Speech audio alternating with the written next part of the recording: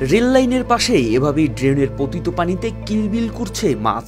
আমিষের চাহিদা মেটাতে কিছুটা সস্তায় মাছ সবাই পছন্দ করছেন, কিন্তু আমরা আজকে যে জায়গাটায় দাঁড়িয়ে আছি এই জায়গাটায় কিন্তু খোলা মুখে মানুষ দাঁড়াতে পারে না প্রচণ্ড দুর্গন্ধের কারণে। ড্রেনের লাইনের যে পতিত স্থানটি, এই পতিত স্থানেই কিন্তু আমরা দাঁড়িয়ে আছি এবং জানলে অবাক হবেন যে এখানেই চাষ হচ্ছে মাছ। আর এই মাছ কোথায় কোথায় যাচ্ছে সেটাই দেখব আজ। ঢাকার নিকুঞ্জ এলাকার এই মৎস্য খামারের আশপাশ ফাঁকা পড়ে থাকলেও ময়লা আর গন্ধে দূষিত পরিবেশে গড়ে ওঠেনি টং দোকানও।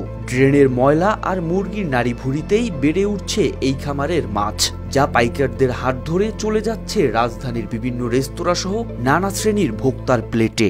তো এগুলো আপনার মুরগি দোকান থেকে আনি, দোকান থেকে নিয়ে আসে। হ্যাঁ, মুরগির খাবার দিয়ে থাকে।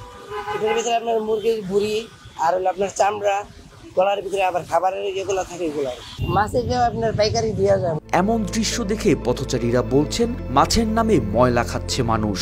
মাছের নামে ময়লা খাইতেছে, এই কারণে তো উৎপত্তি বেশি হইতেছে। মানে আমি এখানে দেখছি কিছু মাগুর মাছ চাষ হয়, এই মাছ কোনো প্রকারই খাওয়া উচিত না, মানে এটা খাওয়ার একদম উপযোগী না।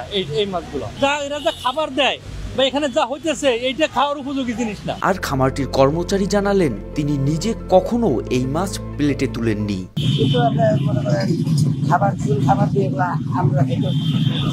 এখানকার কর্মরতদের তথ্যানুযায়ী রেলের জায়গা দখল করে এই মৎস্য খামার পরিচালনা করছেন জুয়েল নামের একজন। তবে খামারের বিষয়ে কোনো তথ্য বা মন্তব্য করতে রাজি হননি তিনি। তবে 2023 সালে মৎস্য ও প্রাণী সম্পদ মন্ত্রণালয়ের আইন অধিশাখা থেকে প্রকাশিত প্রজ্ঞাপন অনুযায়ী দেশে আফ্রিকান মাগুর আমদানি, প্রজনন, চাষ, বহন, বাজারজাত, বিক্রি সহ সর্বপর্যায়ে নিষিদ্ধ।